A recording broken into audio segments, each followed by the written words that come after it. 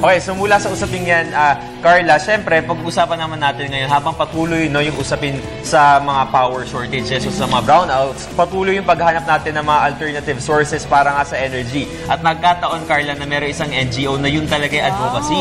So ngayong umaga, yun yung unang panayam natin ngayong araw ng mga bayani. Siguro pwede na sila maging ituring natin ng mga bayani kasi naghahanap sila ng mga alternative sources. Kaya makakasama natin ang founder ng Global Advocacy Toward Empowered Societies International Missions, walang iba kundi si Giancarlo Capco. Good morning. Good morning. Good morning. Okay, so first off, siguro brief information muna about your organization. Ano ba yung ginagawa ng organization niyo? Well, nag-start to nung mga around 2011 nung nagta-travel kami sa different countries. So, before kasi pag nasa loob lang tayo ng Philippines, ang iniisip natin tayo lang yung may problema. So, while we go to different countries like Malaysia, Indonesia, pumunta rin na Singapore, bypass sa Japan, may Korea. So, yung different friends namin na nami-meet namin along the way sa mga travels, nag-explain sila ng mga problems nila sa different countries nila. So, may pagkakapareho yung sa Pilipinas, sa Asian countries. So, with that, nagkausap kami na anong mga pwede nating gawing tulong para sa bansa nyo, sa bansa natin. Merong mga raming technologies na gusto nating matutunan. So, with global advocacies, pinag-combine namin yung efforts namin para i-solve ang mga problems sa different countries. So, with this, kasi ako yung pinaka parang active dun sa international, pag lumabas ang Filipino sa ibang bansa, sobrang gusto nating mag-participate talaga. So, nung gusto nila, sabi, kailangan meron tayong leader. So, yun nga, naging parang ang dating naging founder ako nung Global Advocacy informally. So, nag-create kami ng different projects. Meron yan yung Peace Advocacy, partner namin Youth for Peace Advocacy Movement. Meron kaming partner with mga sa church, sa mga different na lugar. Hanggang sa nagkaroon kami ng formality na I think we need to focus on alternative energies and alternative solutions para sa mga problema natin sa bansa natin. Wow, ayan. At kanina nga na-mention mo, ito yung advocacy nyo na pupunta po kayo sa iba't ibang lugar ng Pilipinas para nga at least maglagay po kayo ng mga solar farms. So, saan na po ba ng parte ng Pilipinas kayo nakapunta para po tignan kung, posibleng pwede itong lagyan ng mga solar panels? Nung kasi ang solar technology na ginagawa namin, dati sa computer lang to. Kumbaga, pag nag-brownout, tapos na yung mga magagawin mo sa computer, di ka na pwedeng gawin ng computer.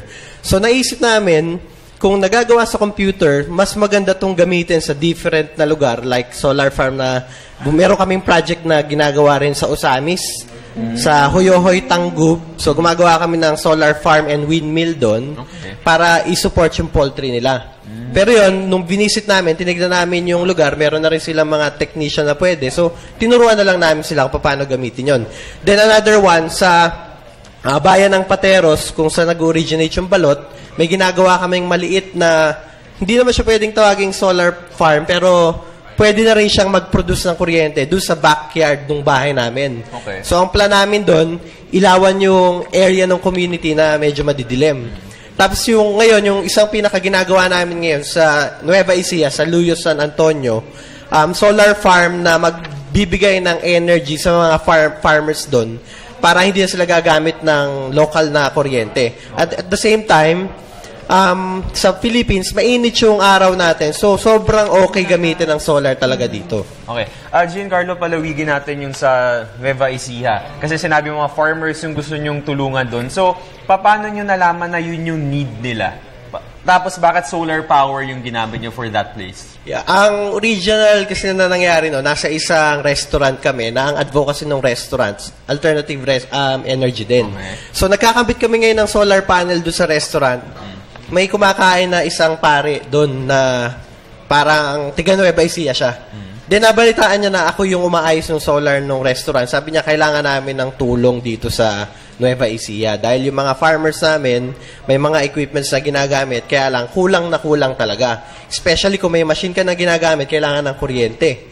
So, sabi niya, yung lugar nila, madilim, hindi naaabot ng kuryente.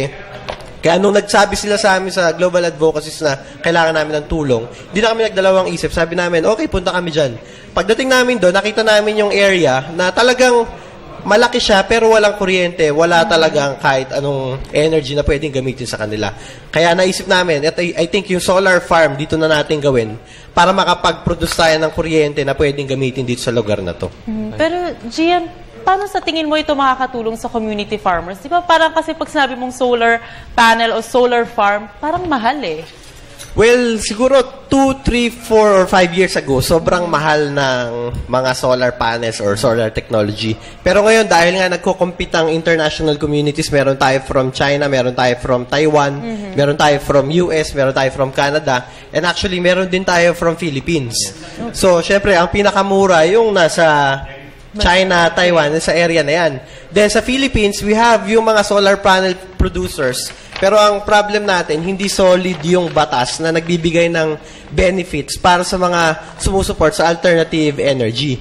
Pero kung titignan natin, mura na rin siya. Hindi na siya ganun kamahal. Kasi dati kung titignan mo yung maliit na panel na nandyan sa baba, ang presyo niyan, inaabot natin ng mga 20,000, 30,000. No?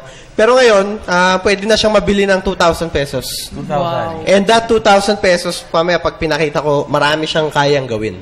Sige, siguro it's about time na let's see kung paano ito gumagana. Kasi di ba sinabi nyo kanina na merong mga solar power farms mismo na ganyang karami. Pero yung ganitong simpleng device, paano siya nag-ooperate? Yeah, itong mga nakikita nyo dito sa area na to, yan, ito yung company ko kasi, yung Cal Rigger, yan yung company ko na sumusuport dun sa advocacy ng global advocacies. So with this, kung makikita natin, we're using monocrystalline solar panel. Ang monocrystalline, ang lagi sinasabi ng tao, paano kung mulang araw, paano kung umuulan, sinasabi nila baka hindi gumana yung solar panel. Pero makikita natin, itong sobrang liit lang nito, isang part siya ng monocrystalline. Kahit itong ilaw natin, napapailaw niya yung bombilya na 1 watt, 2 watts. May ilaw nga. So nakita nyo ba kung umiilaw? Yes. Yan, sa gabi, sobrang liwanag niya. So doon sa solar farm na ginagawa namin sa Nueva Ecija, naglalagay kami na ng 100 pieces nito para talagang wala nang kailangan gamitin local na kuryente. Solar lang talaga. And then from the solar, meron din tayong electric fan na ginagamit din. Kumpara sa electric fan na normal, ang isang electric fan na normal nasa 100 watts, 65 watts to 100 watts. Okay. Pero ito, nakikita natin, 15 watts lang siya. Kaya kung meron tayong 20 watts na solar panel na nando sa harap, kaya niya itong patakbuhin kahit walang battery. Kasi ang setup ng solar, ang isang solar panel, kaya niyang patakbuhin to ng isang oras. So, every time na may araw, kung i-direct mo siya dito, iikot na siya kaagad. Araw lang talaga. Pero Gian, kapag may battery, kaya niyang mag-store ng energy from this one. Yeah, ganun kasi yung setup. Ang setup kasi ng solar, sige, pakita ko. Sige. From the solar panel, so makita natin dito. Okay. Yan, lapit na natin Sige, dito. hawak. Yeah. Sige. Hawakan na natin, Jules. Okay. Okay, ito na yung solar So, ito yung solar panel na tinatawag na monocrystalline. Ito ba yung isa na sinasabi mo? Yeah, kanina? yung maliit na yun, part niya. Tinanggal ko lang para medyo Ito siya, sample natin. Ito. Yeah. Okay. So from dito, ito yung nilalagay sa bubong natin or pwedeng ipatong lang kung saan may araw. Then papasok siya sa solar charger natin. Ito na. Ito yung indicator na makita natin merong kulay pula doon sa harap. Ano ibig sabihin yan? Dito, ibig sabihin may battery. Pag tinamaan siya ng araw, mag-move siya. Nasa Ibig sabihin, nakastore yung battery nagsha-charging. na yun? Yung battery nandito sa loob. Okay. So from dito, papasok siya sa battery. Okay. Then yung battery natin, usually ang sinasabi rin ng mga nagpo-produce ng solar, medyo mahal ang solar batteries. Okay. Kaya ang sinasabi namin, yung mga lumang baterya ng kotse nyo, kung hindi na niya kayang pa-startin yung kotse nyo, pwede siya sa solar. Like yung ginawa namin dun sa Nueva Ecija, Luyos, ang unang donation na nakuha namin para dun sa project, lumang battery ng kotse. So from that lumang battery ng kotse, nakapagpailaw na kami ng 4 na areas dun sa Nueva Ecija nga, dun sa solar farm na ginagawa namin. So yung pwedeng gawin at least ng ibang mga boss natin, kung may mga luma silang batteries ng cars nila, pwede nilang i-donate siguro sa communities. Yes, so yung... Tapos from the batteries, kung tinatanong kanina, kung gaano katagal to patatakbuhin, kung meron tayong solar panel na ganyan, isang oras para sa isang ganito. Pero if meron tayong battery, Yun, gumagana siya. Ay, Oh, gumagana siya, galing! actually. Yan. Kaya niyang patakbuhin to kahit 24 hours dahil Alam yung naman sa battery, studio. i-store niya doon yung energy niyan. Okay. So makita natin, walang difference sa normal na electric fan tsaka dito. So again, no, Okay. pakita natin sa mga boss natin. Siyempre, wala namang araw dito sa loob ng studio. Pero may na-store na kasing Oo, energy dito. ayun. Kaya napapagana yung electric Yes, fan oo. ngayon. Right. Ayan. Okay. Pero actually, kahit walang araw halimbawa, itapat mo yan dun sa spotlight Kaya pa rin. niyo. Kaya niya. Basta may liwanag, tama? Actually kasi ito, medyo mainit Aha. yung labas ng ilaw niya. Kaya malakas yung charging. Kumbaga, ilagay mo yan dun sa mga poste. Iilaw pa din. Magcha-charge pa rin siya. Ang galing. So, Gian, possible na yung mga street lights natin pwedeng pagganahin na rin ng solar power. Yes, ngayon marami na rin kasing street lights na ginagawa using the solar panel in yung ilaw. Pero ang advice namin, huwag gawing separately. Ang importante talaga, gumawa ng solar bank or solar farm na magpapailaw nung mga yon. Dahil marami tayong waste energy na magagamit kung gagawin lang yung separately. Like sa amin, para walang waste energy, nagagawa kami ng project ngayon nung isang friend nga namin na company, yung Hado. Meron kaming ginagawa ngayong solar car Okay. na powered by solar and developed yung engine niya. So we call it Solar Emergency Response Vehicle. Na merong kuryente, meron ding development ng baterya and yung gasolina niya. Okay. Ang purpose namin ito, suportahan pa din yung mga nangangailangan like emergency, kung merong mga ambulance, ito yung gagamitin sa mga brownout area. So ito yung mga projects namin sa Global Advocacies. Ito naman, Gian, gusto ko itanong, balik tayo dun sa Nueva Ecija at dun sa mga komunidad po na tinulungan ninyo.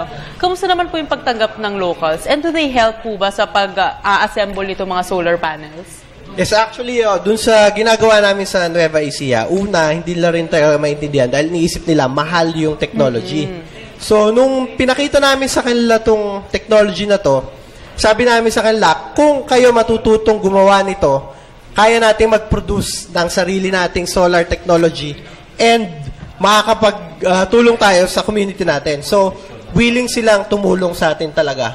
And lahat sila gustong matutuhan ng solar technology dahil alam nila na pag gumamit ang lahat ng bahay ng isang solar, kahit isang solar panel lang, makakababa ito ng gamit ng kuryente, tama. makakatulong to sa bayan natin. So, ang importante talaga, magtulong-tulong lahat para sa development ng bansa natin. Ayan, no? So, Gian, sana maraming mga na-inspire ng mga LGUs na gumamit nitong solar power energy kasi syempre, bawas gastos din doon sa mga communities natin. So, siguro, final message na lang or any details na pwede nyo ibigay sa mga boss natin if ever na maging interested sila to get this one. Yeah, ang final message ko na i-share sa inyo, lagi lang nating isipin na kung meron tayong gagawin, importante yung maganda, tama, at makakatulong sa maraming tao. And kailangan natin maging powered by knowledge dahil itong technology na to, knowledge ang ginagamit. Kailangan natin maging driven by right principles para hindi tayo makaabuso sa mga community natin, sa bayan natin. And kailangan natin ng guide ng virtues para talaga lahat ng gagawin natin makakatulong sa bayan and nakaka-develop din ang personality natin at ng bansa natin. So, i-visit nyo na lang yung website globaladvocacies.com kung gusto nyo ng information and sana supportahan nyo yung mga solar farm na ginagawa namin. Alright, yan ang Knowledge with Wisdom. Yan ang mensahe sa atin ni Giancarlo Capco, ang founder ng Global Advocacies toward Empowered Societies International Mission. Thank you so much, sir. Actually, talaga namang nakakabilib at talagang very interesting itong topic natin ngayong umaga, no, Jules?